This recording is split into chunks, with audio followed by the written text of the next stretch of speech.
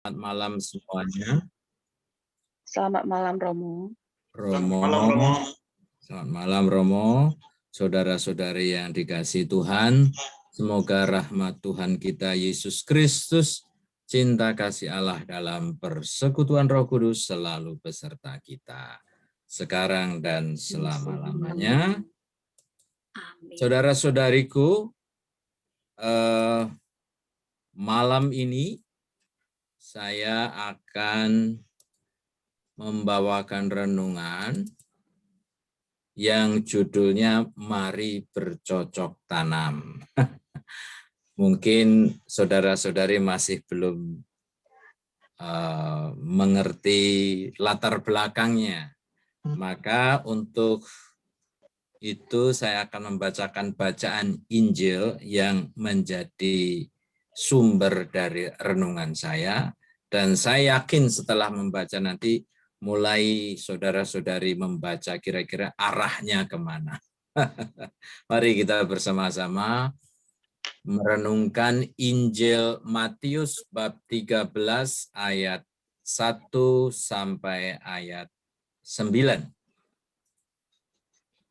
Pada hari itu, keluarlah Yesus dari rumah itu dan duduk di tepi danau. Maka datanglah orang banyak berbondong-bondong untuk mengerumuni dia. Sehingga ia naik ke perahu dan duduk di situ. Sedangkan orang banyak semuanya berdiri di pantai. Dan ia mengucapkan banyak hal dalam perumpamaan kepada mereka. Katanya, adalah seorang penabur keluar untuk menabur. Pada waktu ia menabur, sebagian benih itu jatuh di pinggir jalan. Lalu datanglah burung dan memakannya sampai habis. Sebagian jatuh di tanah yang berbatu-batu, yang tidak banyak tanahnya. Lalu benih itu pun segera tumbuh karena tanahnya tipis. Tetapi sesudah matahari terbit, layulah ia dan menjadi kering karena tidak berakar. Sebagian lagi jatuh di tengah semak duri. Lalu makin besarlah semak itu dan menghimpitnya sampai mati. Dan sebagian jatuh di tanah yang baik, lalu berbuah. Ada yang 100 kali lipat, ada yang 60 kali lipat, ada yang 30 kali lipat. Siapa bertelinga, hendaklah mendengar. Nah, Bapak Ibu, Romo, saudara-saudari, setelah saya membacakan ini mungkin sudah mulai mengerti saya mau mengarah kemana. Mari kita lihat. Pertama-tama, dalam bacaan tadi disinggung oleh perumpamaan Yesus 4 macam tanah. Tanah di pinggir jalan, tanah yang berbatu-batu, tanah di tengah semak duri, dan tanah yang baik atau subur. Kemudian dalam konteks yang lain Yesus menjelaskan bahwa benih, dia menjelaskan kepada para muridnya, benih yang dimaksud adalah sabda Tuhan. Penaburnya bisa jadi Tuhan sendiri, malaikat, atau utusannya, atau mungkin kita semua. Lalu siapakah kita? Nah, kalau benih itu sendiri adalah sabda Tuhan, nah kita diandaikan sebagai tanah yang ditaburi benih. Kita adalah tanah yang menjadi tempat bagi benih untuk bertumbuh.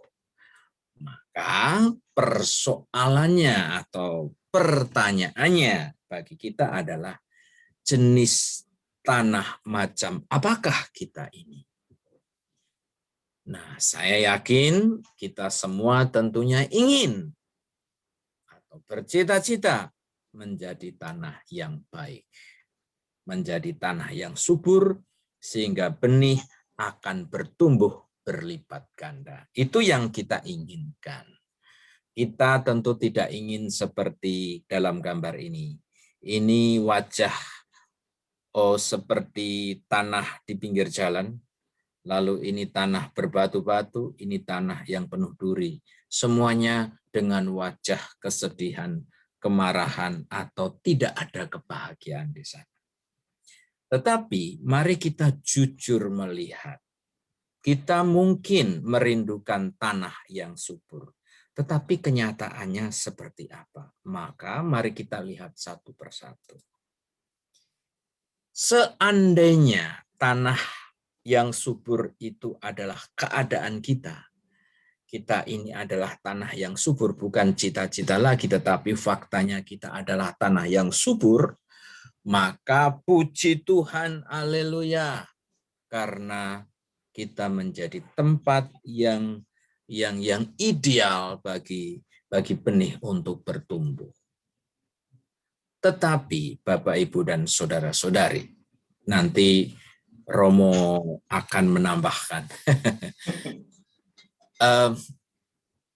Meskipun kita ini tanah yang subur, tentunya diharapkan kita untuk tidak terlena atau jumawa atau arogan atau merasa puas diri. Karena tanah sesubur apapun, sebaik apapun, tidak akan berbuah maksimal kalau tidak dirawat dan dipelihara dengan baik. Saya adalah anak petani, jadi saya juga tahu bagaimana tanah. Saya dari Sleman, Yogyakarta ya. Tanahnya itu sangat subur karena dari Gunung Merapi. Jadi sangat subur. Tetapi bagaimanapun ketika kita menanam sesuatu harus disiangi dari segala macam rumput-rumput. Tanahnya harus digemburkan, harus diairi secara reguler dan lain sebagainya. Maka intinya kita itu sebaik apapun, sesubur apapun, kita tetap perlu untuk terus-menerus memperbaharui diri, untuk terus-menerus memelihara. Caranya apa? Caranya gereja telah memberikan banyak sarana agar kita bisa menyuburkan tanah kita melalui sakramen-sakramen yang ada, melalui kegiatan-kegiatan rohani yang ada, termasuk dalam komunitas ini, di mana kita senantiasa berusaha untuk berdoa dengan intensi-intensi yang khusus. Ini juga sebuah cara untuk memelihara keadaan tanah kita. Tetapi bagaimana kalau ternyata kita belum subur? Nah, mari kita lihat. Seandainya tanah kita itu di tengah semak duri, menurut saya seandainya memang kita menyadari diri tanah kita belum subur, masih banyak aneka macam duri atau halangan-halangan yang membuat tanah kita menjadi subur, kita harus menerima itu tanpa harus menyesali, menyalahkan keadaan, atau marah dengan orang tua, atau bahkan dengan Tuhan sendiri. Karena bagaimanapun juga, tadi saya katakan tanah yang baik kalau tidak dirawat juga tidak akan menghasilkan. Nah, maka tanah yang tidak baik pun, asal ada usaha yang lebih keras untuk terus-menerus menyuburkan, kalau banyak semak kemudian duri-durinya dihilangkan, pohon-pohon yang menghalangi supaya matahari bisa menyinari tanah kita pangkas, air kita beri, sehingga akhirnya sesuatu yang tidak subur itu bisa menjadi subur. Nah, maka yang paling penting di sini bukan keadaan saat ini aku subur atau tidak, tapi yang paling penting adalah usaha dalam berproses, usaha untuk terus-menerus menyuburkan diri. Lalu keadaan tanah yang ketiga, misalnya kita ini tanah yang berbatu-batu. Kalau memang keadaannya seperti itu bagaimana? Bagi saya yang saya tawarkan, ya kita Mari kita menyadari keterbatasan kita. Tetapi jangan menyerah. Masih tetap bisa menghasilkan buah. Entah, nah ini dia. Saya kadang-kadang heran bahwa ketika saya naik gunung di Hong Kong ini, itu ada batu besar, tetapi ada tanaman-tanaman tertentu yang bisa kokoh di atas batu. Atau di pantai-pantai, itu di karang yang tidak ada tanahnya. Atau ada tapi sedikit, tapi ada tanaman yang berdiri kokoh. Maka di sini bagi saya adalah tidak perlu kita menyesali keadaan kita berasal dari keluarga seperti apa, kita berasal dari keadaan tanah yang subur atau tidak. Tetapi pintar-pintarlah mencari sesuatu agar kita tetap bermanfaat. Kalau memang jenis pohon ini tidak bertahan di atas batuku, maka cari benih yang lain. Artinya, melayani Tuhan itu ada banyak aneka macam sarana. Kalau memang tidak bisa bernyanyi, ya jangan memaksakan diri untuk menjadi penyanyi misalnya. Mungkin jadi pembaca kitab suci di gereja. Seandainya pun tidak bisa aktif ini itu, kalau kita pintar merangkai bunga, itu juga persembahan keaktifan dalam gereja, ambil bagian dalam karya gereja. Jadi menurut saya ada banyak ladang Tuhan untuk bisa dimanfaatkan sesuai dengan kemampuan dan kebutuhan kita. Nah, yang terakhir ini, ini yang agak maafan, agak complicated. Kalau ternyata kita itu tanah di pinggir jalan, gimana coba? Saya pertama-tama berpikir begini, kita perlu mempertanyakan apa yang menjadi panggilan kita lah. Kalau konteksnya itu konteks beragama, kalau memang ada teman atau sanak saudara yang mohon maaf misalnya berpindah agama atau murtad, ya mungkin memang bukan panggilannya. Itu saya pertama, yang pertama. Lalu yang kedua, kalau konteksnya panggilan hidup membiara atau menjadi romo, kalau ada teman-teman saya yang di seminari memutuskan keluar, pada akhirnya saya juga harus menyadari bahwa mungkin bukan panggilannya. Mengapa saya ngomong seperti ini? Karena tanah di pinggir jalan. Kan memang bukan untuk benih. Tanah di pinggir jalan itu memang untuk jalan. Jadi memang harus keras. Jangan digemburkan. Nanti malah mobil-mobil terperosok. Jadi memang tanah di pinggir jalan itu maksudnya bukan untuk benih, tetapi untuk jalan. Maka saya mengartikan mungkin kalau ada tanah di pinggir jalan kok bercita-cita menjadi tanah untuk ditanami, ya itu kita ada kalanya perlu untuk melupakan cita-cita kita untuk bercocok tanam. Fokus pada hal yang lain yang juga akan berguna, yaitu membiarkan diri menjadi tanah yang keras agar bisa menjadi sarana transportasi, atau dengan kata lain, sekali lagi seperti yang ketiga tadi, ada banyak cara atau panggilan atau bagaimana kita ambil bagian dalam memuliakan Tuhan. Begitu pula bagi Bapak Ibu di dalam rangka bagaimana menjadi murid Yesus yang baik. Ada banyak cara bagaimana mengungkapkan iman. Kalau memang tidak bisa menjadi garam, jadilah lombok yang pedas. Kalau nggak bisa jadi lombok, jadilah gula. Nah, gitu. Atau kalau tidak bisa menjadi cahaya seperti bintang di langit, ya jadilah lampu. Kalau lampunya tidak begitu terang, tidak mampu, ya jadilah lilin. Jadi terus-menerus mencari hal yang positif yang bisa kita berikan. Sekecil apapun, tetapi sangat berharga di mata Tuhan. Nah, sekarang perumpamaan ini saya balik. Kita ini diandaikan bukan tanah lagi. Tapi benihnya, ini saya mengandaikan kita semua adalah benih. Nah, bagaimana kita bisa bertumbuh? Bagaimana kita bisa berbuah? Maka mari kita lihat. Pertama, bila kita ditanam di tanah yang baik atau subur, wah, secara otomatis kita akan berbuah, berlipat ganda.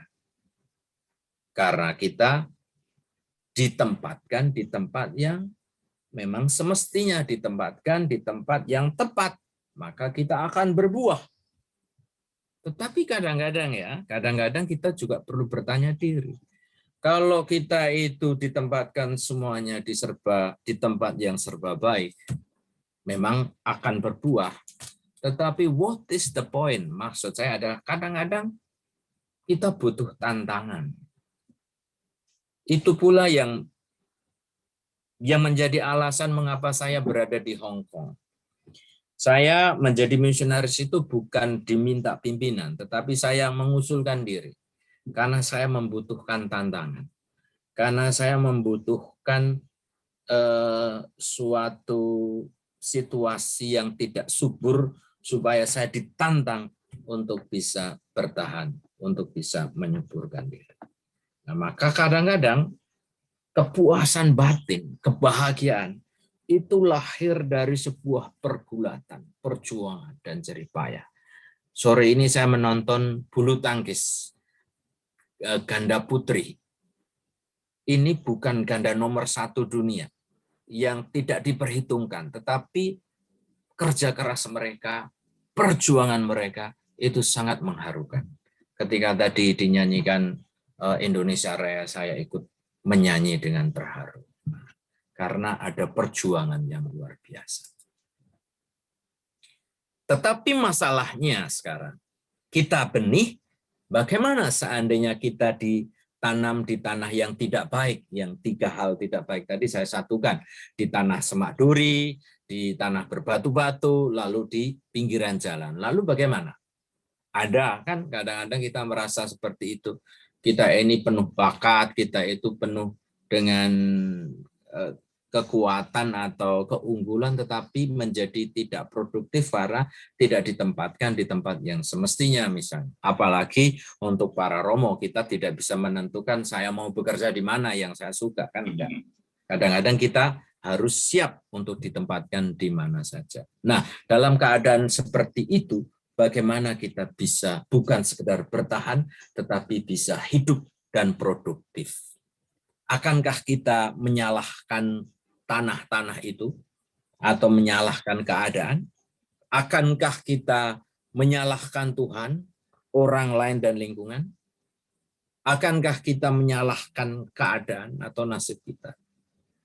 Sekali lagi, kita akan berbuah atau tidak, bukan pertama-tama tergantung pada eksternal, tetapi kita sendiri. Kebahagiaan bukan datang dari langit tiba-tiba, tetapi harus kita perjuangkan. Maka tidak perlu menyalahkan keadaan sekitar kita, tetapi bagaimana kita berusaha untuk bertahan. Nah, tadi saya katakan ada tumbuhan yang bisa tumbuh dengan begitu kuat di atas batu. Nah, itu menjadi contoh bagi kita untuk tidak menyalahkan keadaan. Bahwa ternyata ada tanaman yang nerimo, artinya ada tanaman yang bisa bertahan dan tumbuh subur kuat di atas batu. Nah, maka mengapa kita harus menyerah? Pertanyaannya adalah seperti itu. Maka teman-teman, bukankah lebih baik, ini permenungan saya, berusaha menyuburkan tanah semampunya dan menguatkan diri. Kadang-kadang tanah yang tidak subur itu justru membuat manusia menjadi tahan banting, menjadi fleksibel, menjadi orang yang mudah menyesuaikan diri dan tidak mudah menyerah. Ini terbukti juga dari fakta-fakta negara-negara yang makmur. Ternyata tanahnya tidak makmur, kayak Jepang misalnya. tanahnya kalah jauh makmur dari tanah-tanah kita. Tetapi justru karena tanahnya tidak subur, mereka menjadi kreatif, menjadi fleksibel, menjadi tahan banting. Nah, maka kita yang Indonesia yang punya tanah yang subur, semoga kita tidak dimanjakan oleh kesuburan tanah. Tapi tetap ada suatu usaha untuk terus-menerus menjadi orang yang tahan banting. Karena pada akhirnya teman-teman, bukan hasil, tetapi proses, perjuangan, dan pertobatan. Itulah yang dikehendaki Tuhan. Nah, sekarang ada satu poin lagi tambahan. Bukan soal bercocok tanam. Di poin terakhir dalam bacaan Injil tadi, siapa bertelinga, hendaklah ia mendengar.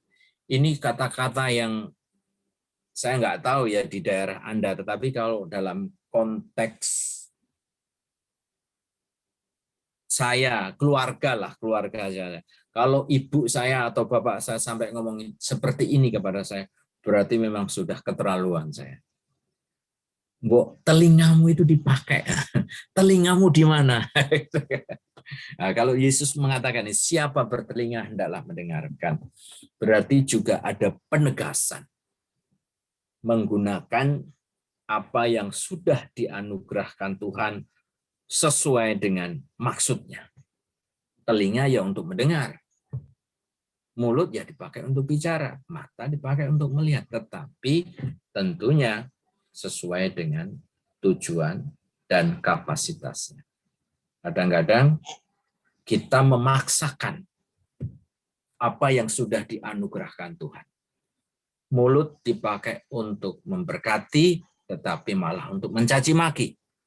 Mata dipakai untuk melihat kemuliaan Tuhan, malah dipakai untuk melihat hal yang berlawanan dengan kemuliaan Tuhan, misalnya seperti itu. Dan pada akhirnya, siapa bertelinga, hendaklah bertelinga. Ini juga undangan untuk merenungkan betapa pentingnya sikap mendengarkan ketika kita berhadapan dengan sabda Tuhan. Mendengarkan adalah salah satu cara yang paling efektif dalam menyuburkan tanah.